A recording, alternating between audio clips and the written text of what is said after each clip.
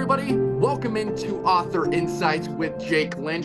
This is a video podcast where we're discussing the behind the scenes and inside the mind of Jake's books.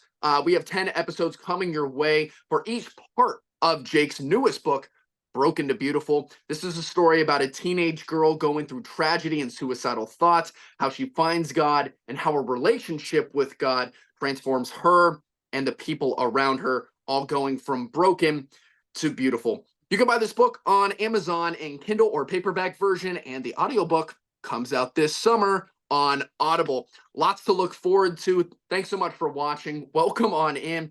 But we need to hear from the man of the hour, the author himself, Mr. Jake Lynch. Thanks so much for joining me. Thank you so much for having me, brother. This was your idea. Yes, it was. But yeah, so we just wanted to kind of give the people a deeper dive into Jake's book. So Broken to Beautiful, intensely emotional, very deep and thought-provoking. Jake, I already kind of discussed a little bit of what the book's about. But given that this book is about this teenage girl, you are not. I'm just curious to start things off. Why did you decide to write about this type of book?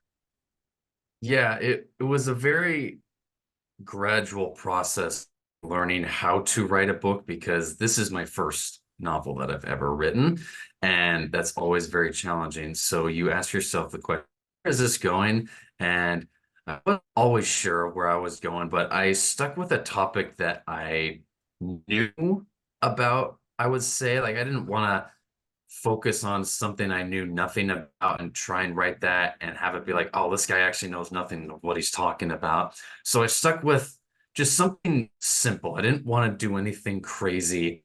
And so I wrote the character Crystal as a girl in high school, because high school was a very impactful time in my life.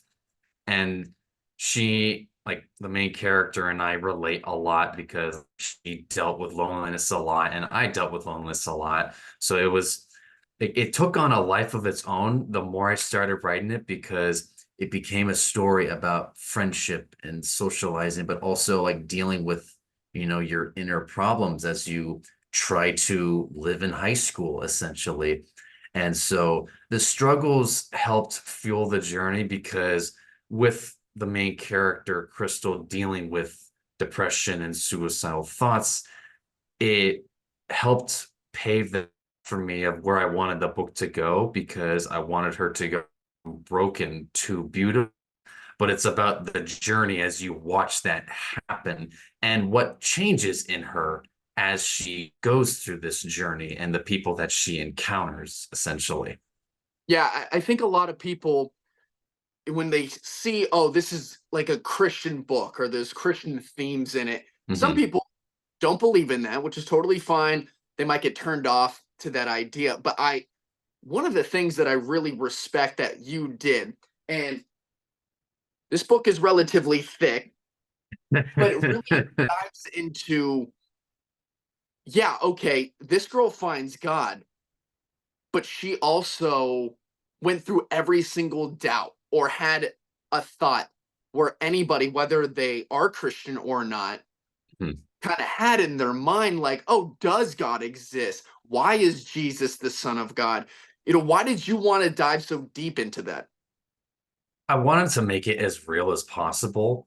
And somehow it was not hard to craft it like that, because, I'm picturing, like, what does this character go through and what do people think when they first encounter something like that? Like when you go to church for the very first time, you're not like, oh, I instantly believe in all this stuff. This is the greatest thing ever. It's like, no. And that's what I learned, is that the whole story is a gradual process. And so I took my time with that. I'm like, it's a build up to the climax of, like, how does a person come to faith? Because it doesn't always happen just the snap of a fingers. And so she had legitimate doubts. She had to seek this out and, like, test it. Like, is this actually real or not? So you're almost like walking through another person's shoes as they discover God, which is what I wanted, though, because it's not just a story meant for Christians entirely. It's meant for people who aren't Christians and who are asking these same questions. They'll be like, oh, I actually have had that same question myself. So I wanted to make the character as relatable as possible.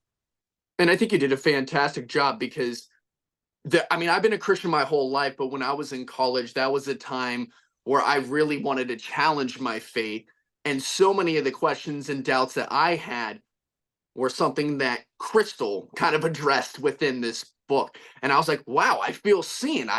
It's not just me thinking these thoughts. And so let's get into the actual book now. But you start off with saying like this book is not for everybody. This is for maybe the people who are lonely, the losers, or at least people who think they are. Um, right off the back, I'm just gonna say like I think this book is for everybody. Even if if you've never been lonely or you're not lonely right now, I feel like a Mhm. lot of people have had certain emotions that Crystal has kind of gone through. Maybe not into an extreme version like this book has. Some have, absolutely. Um, so there's always a part, and I remember Dad and I talking about this, that there's going to be a little part of this book that everybody kind of resonates with. So I don't want when you read it, it's like this book's not for everybody. Then it's like, all right, cool, we're done. That's not the Yeah, case. that's not the But case. part one, it's called Suffering.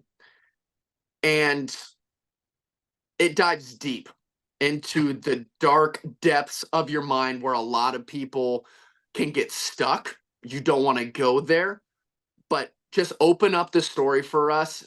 And why'd you write it that way? Yeah, like I think I learned very quickly that I don't sugarcoat things when I write.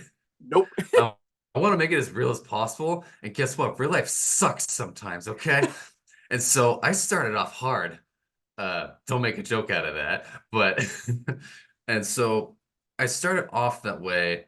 And I know like the original story is a little like rough at the beginning, but like that's like you have to get past that to where the story really expands later. But the story starts off showing the reality of what this girl is going through every day. Like I try very hard to put the reader into the shoes of the character as she wakes up.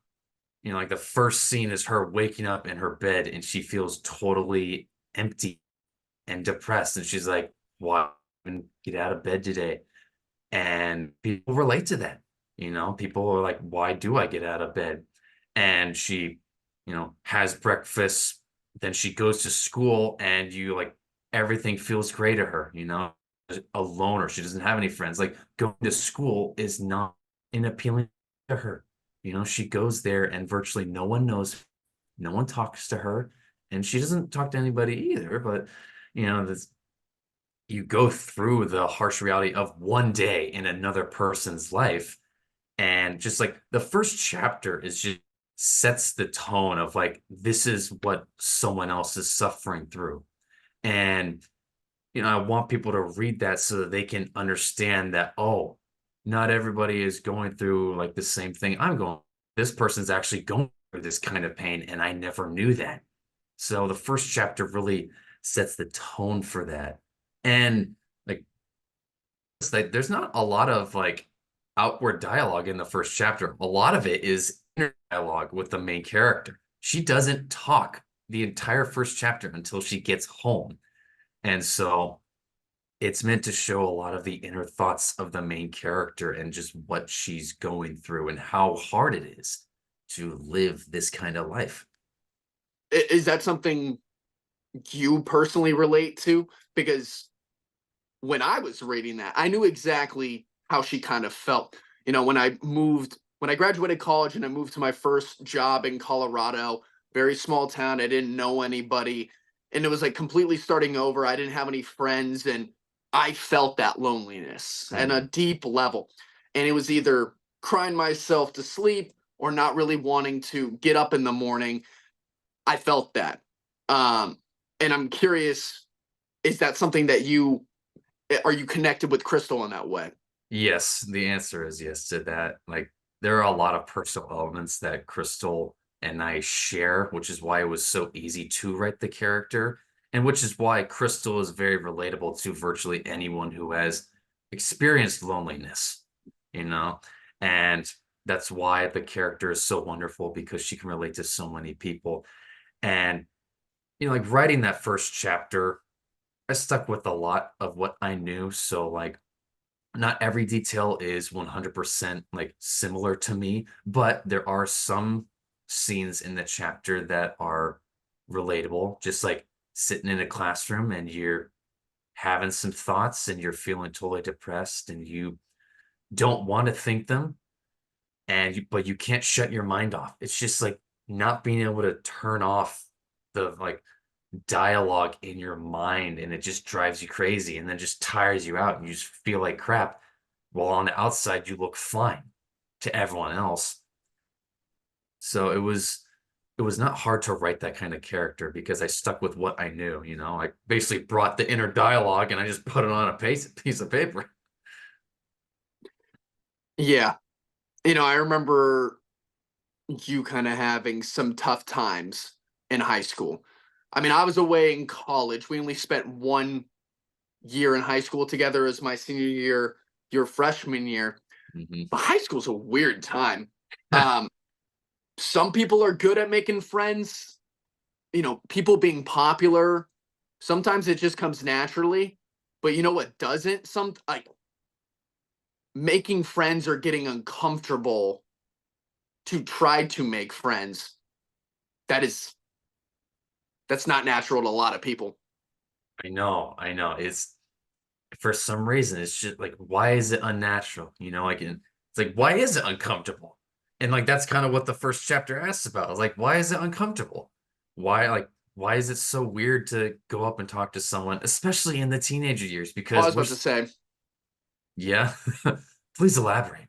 well, I was about to say, high school, nobody really, you're starting to begin to know what kind of person either you want to be or who you kind of are.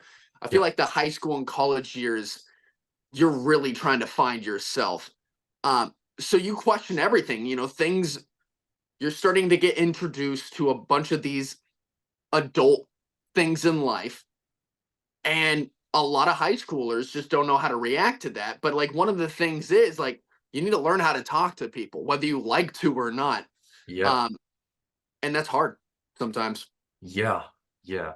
Especially when there's just like, like it is more natural for some people to talk, and it's for other people it's harder to talk, like Hmm.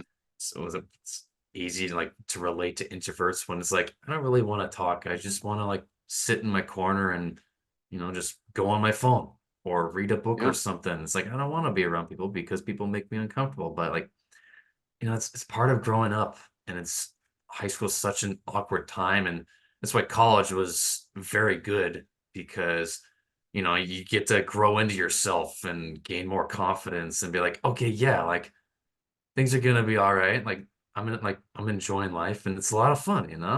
But yeah. high school is just there's so many questions going on in a high schooler's mind. And it's interesting. You and I are very different. Obviously, I was a lot more extroverted, still am.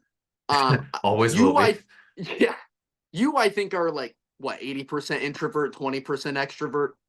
I like to eat like 70-30. Yeah, 70% introvert, 30% extrovert. Right. Yeah. Yeah. So you need your me time. I totally get that too. But there's only so much where you're like, I kind of miss other people and I want Yeah. to make friends or hang out with others and stuff like that. Um, and that's an interesting place in high school to try to develop that. I want to talk about winter formal. Obviously, you have this girl, Crystal. She's awkward. She doesn't like talking to people, and she wants friendship so bad. Like that's what she's looking for. That's what will make her life complete. I mean, her mom is a nurse. She can't be around all the time. We don't know why the dad's not in the picture. And so Crystal's just got so much time to herself. Um, so this winter formal scene, this is a hard scene to kind of read because you're just like, you feel the tension, and her just wanting to be a part of this group.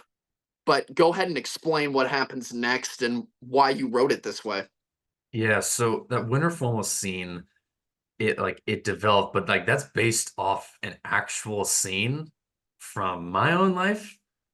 And so I didn't know that's that. what, yeah, it was easy to write that. Like, obviously, like, not everything is like the same, Mhm. but I based that scene off of one of my winter formals back in high school, to where I went with a group of people to winter formal and we were all taking pictures, and I really wanted to be friends with all of these people, and I'm taking pictures of people, but I realized something is that no one's going up and taking a picture with me. Like, they'll take a picture if I ask for it, but if I don't ask for it, I end up just standing there and people are just taking pictures around me and I just feel absolutely miserable. And so I just mirrored that in this And, scene. and you saw other people asking each other for Yes. photos. So even though Yeah, you're a part of this group, you feel lonely. exactly. Exactly. I'm surrounded by a lot of people and yet I don't feel like I belong, and that sucks. It's painful, it's hurtful. It's not a good feeling to have. I think the worst kind of loneliness is when you're surrounded by people and you Hmm. still feel lonely. Yeah, that's like my definition of loneliness. Like, not like being by yourself and living in a log cabin in the mountains. Like, no. True loneliness to me is when you're in a crowd of people and you don't feel like you belong. Yeah. Yeah. Is that is that like a message that you wanted people to get? Like, hey, all it takes is doing some small gesture, just making sure someone feels seen, because I feel like that can make such a big difference in some people's lives. Yeah, that is exactly what I was going for. The book targets loneliness a lot. And sometimes just one small act of kindness of asking someone, "Hey, are you okay?" can make all the difference. And so I encourage people to live like that and just say, like, "Hey, just check in on people. If they're fine, then they're fine." But like, you never know who's really hurting around you. So, and it can make all the difference because people need encouragement. We all need encouragement. And when someone takes the time to check in on us, it uplifts our spirit. We're like, oh, someone cares about me, someone sees me, and we need to be seen, you know? It doesn't So, take much. no, no, it doesn't. And Well, kind of moving on in the book, and these video podcasts are for people who have read the book and then you want the inside parts of it. So if you didn't already get, there's a ton of spoiler alerts in here, but I yeah. want to kind of move on. So Crystal, essentially, nobody wants to take a photo with her. Um, and then eventually she calls her mom, who had to cover a shift at a hospital because she's a nurse, and eventually tries to come back and pick Crystal up because Crystal is just emotionally distraught. And then Crystal has to watch her mom as she's pulling up. Some truck runs a red light, hits her. Hmm. Um, Incredibly brutal for somebody to, even for a fictional character, to have to watch their fictional mother go through something like. I remember reading that and I was just like, what? That was the first jaw dropping moment. And there are a few in this book, but what made you think like mom's gonna get hit by a truck? Let me tell you, Troy, I was writing it and like, I'm like, all right, she's pulling up, she's crossing the street. And it was almost like my fingers worked on their own. And it's like, and then a truck slammed into her. And then after I wrote that, I'm like, oh my gosh, yeah, that happens. And you're And like, then that's it. like, that's it. And then the scene ends right there. And like, that was it. Like, I did not plan that. originally. It just happened with the way that I write because like some of like part of my writing style is that I don't always know my story when I write it. Like there are some vague ideas that I have, but in regards to smaller details, I don't always know what's going to happen. And so when I'm like, yep, she crosses the street and then she gets hit by a truck. Happy ending. And that's where the book ends. No, I'm kidding. I remember when you texted me Yeah. the first time when I gave you guys the draft for it. I was in the movies and I got the text from you, and you're like, holy crap, what did you just do? And I'm just like, oh my gosh, Troy really likes it. Well, then that was also the moment where I was like, Jake's a good writer. This is a good book. You know, it doesn't take long for you to kind of realize that, which is great. But then you're like, okay, well, Jake really started off strong. Where's it going to go from here? Um, and it keeps going, and it doesn't necessarily go in a better direction. We don't know what's going on with the mom. As far as we know, she's out of the picture right now. We don't know if she's dead or just hurt or anything. All Yeah. we know is that Crystal's on her own. And that wasn't necessarily a good thing because it led to suicide attempts. And Yes. this is something that was really hard to read. And just so people know, it's like the rest of the book, it doesn't stay this dark. But this is, you start off reading the book and you just kind of get emotionally punched in the face. But she tries to take her life. Why? And explain your thought process. You know, when I think about the character and how she starts off, but like where she wants to go, I did think, how can I get this character to be at her lowest, you know? And that did like the car accident with the mom factored into that actually. I'm like, yeah, by taking her mom away, she has no one. She's got no one else, nothing. It's like her mom was the only thing, like only person who truly loved her, and I took the mom away in the beginning. So she loses any reason to keep going, and that's why she does it. But like that scene is it's a short chapter, but it's heavy just because she's fighting so many thoughts on her own. It's a like her mind is a storm that's just raging, and it's loud and yet it's quiet at the same time, and you know, and it's meant to try and give as real a picture as possible to people who are struggling with these things, but also to show the failure of it, like the failure of what suicide tries to do, like it tries to solve a problem, but it doesn't. Like you really witness the full-on brokenness of Crystal as a character, and that's like going to be the lowest moment of her life. And it was hard, and like that's a memory that she will carry with her for the rest of her life. So it was, how can I get this character any lower to the like to rock bottom, but so that I can work on building her up after that. Yeah. And that's what that scene portrays. And that's the beautiful part of the book. You start off at rock bottom. And what I think, nobody wants to hit rock bottom.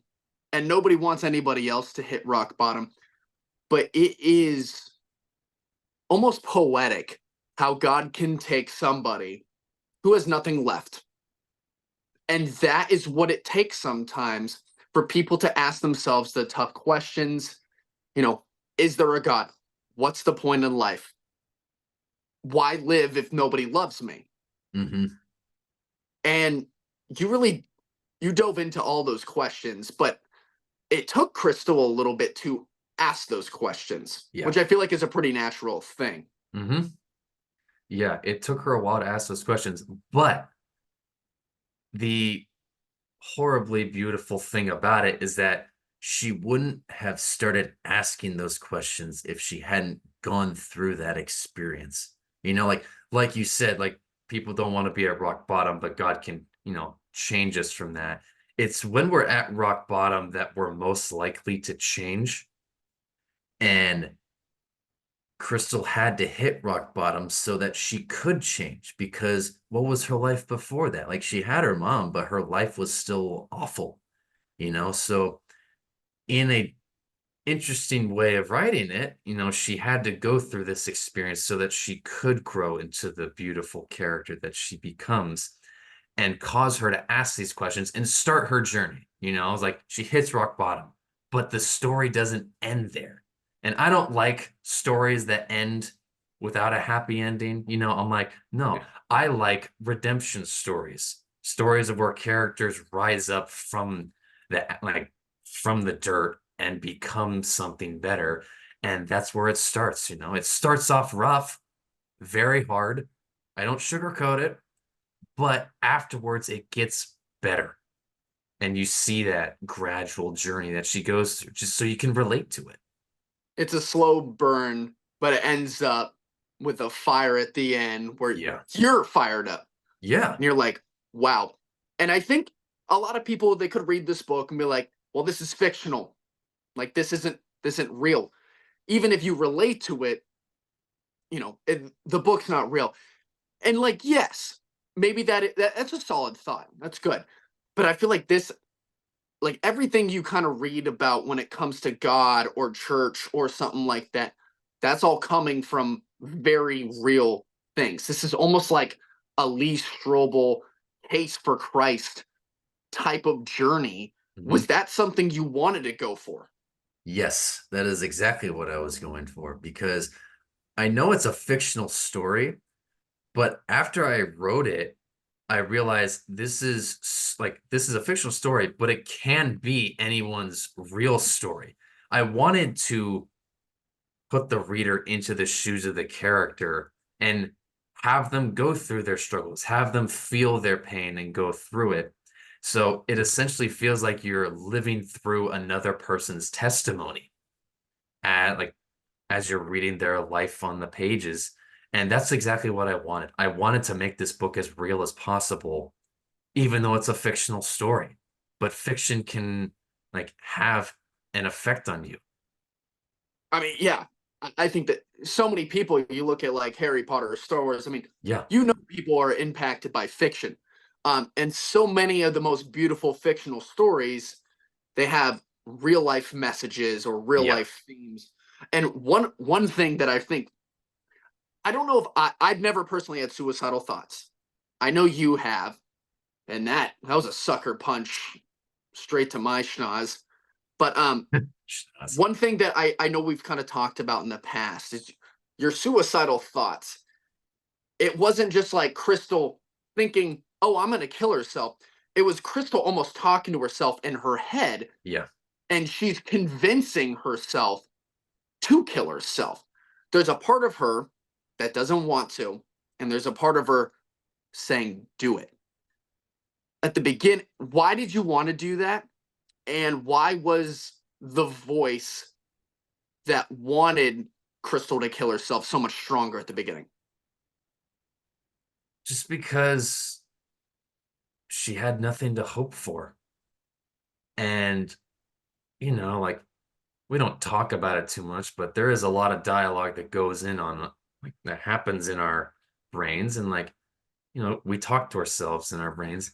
And, have you ever felt like there's a voice in your head that always tells you to do something bad, or that just like you're a loser, you're like, you suck, you're never going to achieve anything? Well, I was trying to portray that voice, very strongly in the beginning, because how do you fight those thoughts? Like Crystal tried to fight those thoughts, and the struggle was, it's not like that she wanted to commit suicide. It was almost like something was pushing her to try and commit suicide. And I wanted to capture that inner dialogue, because how do you fight those negative thoughts? Do you say, no, I'm not going to think that? Well, when you end up saying that, you end up thinking more about it. And, imagine you're stuck in a classroom and you got to listen to a lecture for 45 minutes and you're thinking about this. You're like, no, I don't want to think about that. I don't want to think about that. And then you just get into a spiral and it goes out of control. So, but when you find God in your life, you're able to combat those negative thoughts and be like, no, I like sure you can like, oh yeah, like had the thought, but it doesn't bother me because I have a reason to live. I have hope and God can help me. God does help me. And that's what I wanted to portray. Amazing. The first quote before you even start reading the book is from Crystal, and you start off every single chapter with a quote. And this was Crystal saying, "What is the point of living if it's only endless suffering?" Uh, and if you want the answer to that, then you read the second part, which is called The Truth. So Right. that's going to wrap things up for the first part, suffering, today. But come back on our next episode. That'll be breaking down the second part to the story called The Truth. But Jake, before we go, I want to make sure that we're plugging your next book that is coming out, Chronicles of the Lost Saint. That's right. Tell us a little bit about that before we have to go, because I'm very excited for that. Yeah, so I decided to try something different and write my first action novel. And so Chronicles of the Lost Saint, the like full title will be The Lost Saint on the book. And it the premise of the story is the after the great wars happen, most of the world has fallen into a modern medieval times essentially. So like bullets are rare and like swords and bows have reoccurred. And so it follows this one soldier who has lost everything. And as he tries to find his way in the world, but finding that the world is not as he remembers, like everything is different.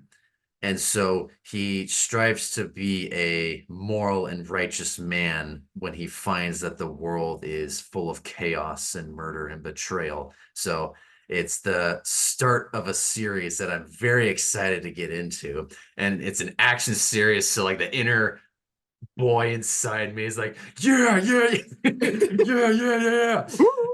Exactly. So, but it's also going to dive into some deeper concepts within the action as well. So it's not just like, oh, it's entertaining. It's like it's entertaining with a message. Right. So, Thought-provoking Christian Rambo. exactly. That's Exactly. what we're going for. That book, not just for the guys, the dudes, the men. No, even my wife Jenna, she wrote it. She loved it. Our mom read it. She loved it. Well, that was just the first draft. We still need to read the actual book. So Yeah, the when is actual that book coming will be out? better. That will be coming out in like roughly June, maybe July. I'm still getting the Okay. final details done, but I will have that book come out in the next couple of months. That's for sure. Beautiful. Yeah. Awesome.